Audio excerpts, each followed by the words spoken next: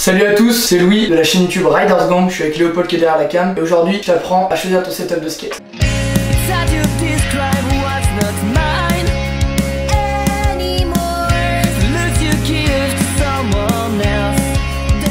Donc cette vidéo est particulièrement destinée aux débutants, toutes les personnes qui s'y connaissent un peu en skate, etc. Vous pouvez aussi aider les personnes qui débutent en mettant en commentaire des conseils, etc. ou même des ajustements à ce que je vais dire. Je peux me tromper, j'ai pas la science infuse du skate, mais je suis juste là pour vous aider à vous y retrouver quand vous débutez le skate. Donc la vidéo va se dérouler en plusieurs parties, c'est-à-dire que je vais commencer par parler de la planche, des trucks, puis des roulements. Mais avant de commencer, il faut savoir qu'en skate, je peux choisir de prendre une planche complète, c'est-à-dire qui est déjà montée, ou alors d'acheter pièce par pièce les éléments pour avoir une meilleure planche, mais qui coûtera forcément plus cher qu'une planche déjà montée qui sera elle moins chère, mais avec des pièces un peu moins qualitatives.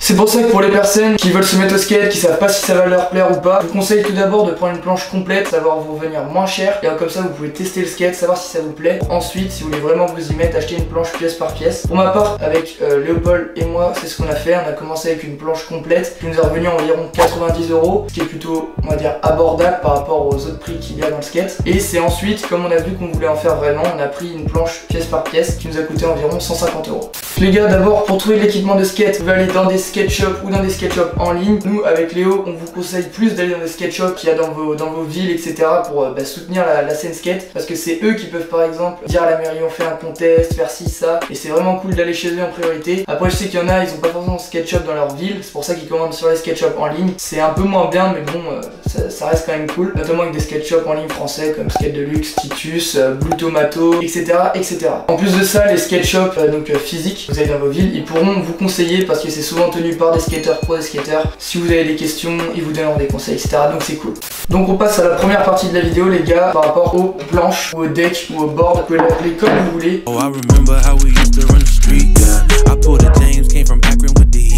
Donc il faut savoir que les planches sont taillées selon la largeur principalement. Alors c'est en pouces que ça se fait. Ça peut aller de 7,50 jusqu'à 9 voire plus si après on part dans les longboards, etc.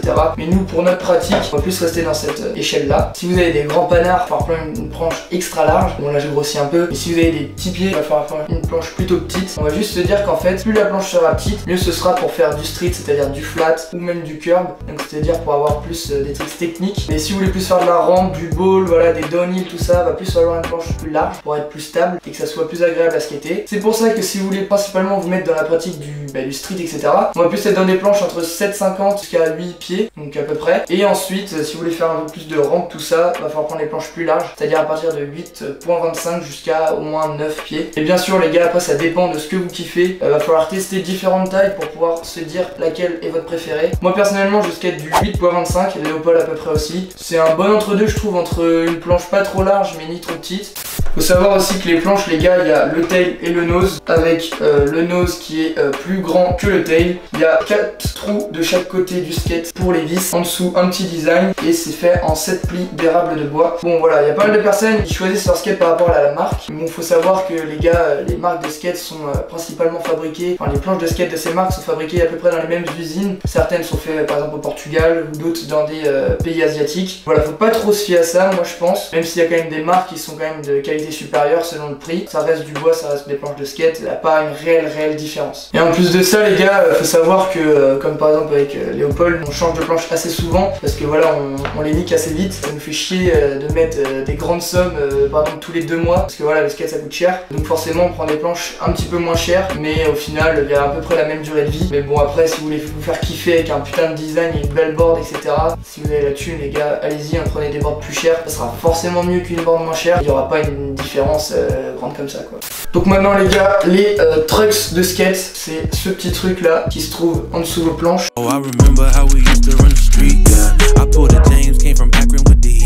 Les trucs de skate c'est pareil, il y a des tailles. Pour ça on vous conseille d'aller voir des guides en ligne. En fait ça fait la conversion entre la taille de votre trucks et la taille de votre planche pour avoir finalement la même largeur. Comme par exemple ce qui peut apparaître ici ou ici. Je sais pas Léopold, tu mettras au montage. Selon les marques de trucks, l'unité utilisée pour la taille elle peut être différente. Je sais que Venture je crois c'est des pouces, alors que par exemple les Thunder excusez-moi qui sont là, ça va être des millimètres. Et vous retrouvez tout sur internet et je vous mettrai tout ça dans la description les gars. En marque de trucks, je sais que Venture c'est pas mal pour commencer parce que c'est pas très cher. Bon voilà, c'est pas mal quand vous débutez. Avec Léo on est passé sur des Thunder, c'est un peu plus cher, c'est un peu mieux. Et je sais que le summum c'est les Thunder. Même après il y a des Iron, il y a des Crux Trucks qui sont aussi très cool. Enfin voilà, il y a plein de marques différentes. Là pour le coup les Trucks, je trouve vraiment que la marque ça change selon la qualité. Plus c'est cher, bon, malheureusement c'est comme ça, mais plus c'est cher, mieux ça sera. Mais si vous commencez des Thunder, c'est très bien. Sur les Trucks, on a aussi une petite gomme ici qu'on appelle les bushings qui permettent voilà d'améliorer la flexibilité de votre planche. Et forcément ça s'abîme, il va falloir les changer. Mais bon, ça coûte pas très cher. Et ensuite il y a voilà une petite bague avec des petits boulons. Donc maintenant les roues. Donc les roues, je pense que vous savez ce que c'est les gars. Oh, I remember how we used to run the street. I pulled a James, came from Akron with the heat. Donc tout d'abord les roues, il y a des tailles, donc c'est en diamètre, ça mesure en millimètres et c'est le diamètre de la roue. Pareil les gars, si vous voulez faire du style, il va falloir plus prendre des petites roues. Si vous voulez faire de la rampe, tout ça, il va falloir plus faire des grandes roues qui vont vous permettre, voilà, de, par exemple quand vous sortez d'un 50, que moins que ça accroche, etc.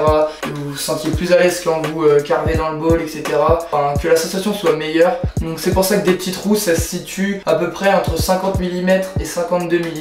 Donc pour les roues street, alors que pour les roues un petit peu plus larges, on va être, voilà, ça peut monter jusqu'à 60 mm, voire plus, mais ça va plus être à partir de 55 mm tout ça. Et l'intermédiaire, c'est à peu près 52 mm, ce que j'ai ici, 52, 53, et franchement c'est plutôt pas mal. Ensuite pour les roues, il y a aussi le fait qu'elles peuvent être molles ou dures. Plus c'est dur, plus ça résistera, mais bon, vous sentirez beaucoup plus ce qu'il y a en dessous de votre planche, quoi. Donc si vous roulez, voilà, vous sentirez plus la roue, ça sera moins agréable, mais ça sera beaucoup plus solide. Alors que des roues plus molles vous permettront, voilà, de moins sentir la route, ça sera plus agréable, notamment pour les mecs qui font des downhill. Si la route elle est un peu voilà, pas en très bon état, ça sera beaucoup mieux. C'est pour ça qu'il y a cette différence, et ça se compte avec la durabilité, un chiffre et la lettre A. Vous trouverez ça notamment quand vous achetez vos roues, c'est marqué souvent dans la description du produit. Plus on se rapproche de 100, plus du coup la roue est dure et donc solide. Donc ça va jusqu'à 101A. Donc voilà, quand on est dans des 85A, c'est plus mou, forcément moins solide. Donc voilà, ça s'appelle la durabilité.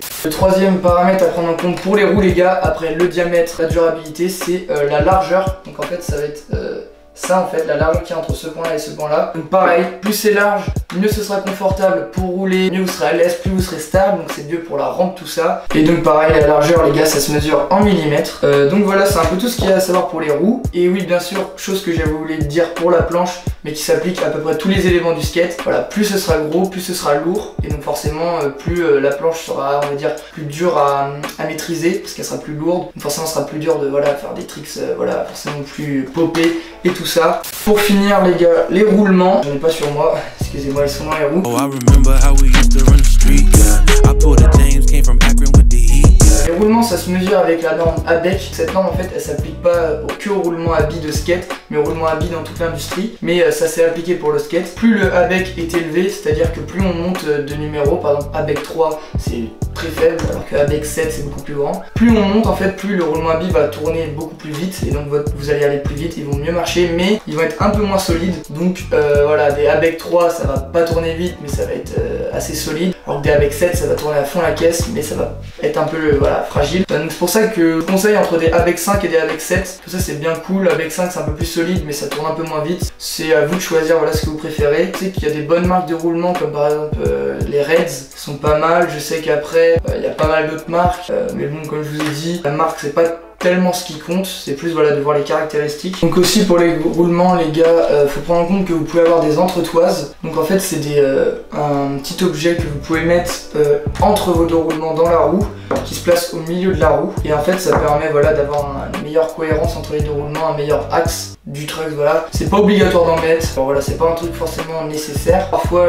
les marques de roulement en vendent avec, parfois non. Donc voilà, perso là je crois que j'en ai, avant j'en avais pas, c'est comme vous voulez. Et aussi pour les roulements, la taille, vous n'avez pas forcément besoin de vous en préoccuper, parce que en fait la taille des roulements a été est à peu près toujours la même, et en fait c'est fait pour que n'importe quel roulement que vous achetez peut directement se mettre excusez-moi, dans votre roue, et que vous pouvez rouler. Donc voilà, je pense que j'ai fait le tour concernant les différents éléments du skate, ce qu'il y a à savoir, que ce soit pour les tailles, etc., les unités, tout ça. Donc si vous avez des questions, posez-les en commentaire les gars, je suis là pour y répondre. Mais avant ça, je vais vous parler un peu des prix et des différents accessoires. Donc pour les boards, le prix peut s'étendre de 30 balles pour des nude ou des mini low logo, jusqu'à, ça peut aller dans les 90, voire plus, hein, voire plus. Pour les roues, on va plus être entre du 20 jusqu'à ouais, 45-50, ça peut aller plus, hein, comme d'hab, mais c'est à peu près ça la fourchette de prix. Les trucks, on va être, c'est vendu en paire les gars, donc quand vous voyez le prix, faut multiplier par 2. Donc, les trucks, Venture la paire, donc du coup ça va être environ 50 balles, donc ça fait 25 euros. Le trucks, jusqu'à, ça peut aller à 45 euros le trucks, voire plus. La visserie, c'est environ 5 balles, c'est pas très important franchement. Je me suis jamais préoccupé de la taille que je prenais. Bien sûr, les puristes du skate me diront que c'est important, etc. Mais faut pas non plus avoir des vis trop grandes qui montent ici, bien sûr. Ensuite, les grips, à chaque fois, ils vous en donnent un gratuitement.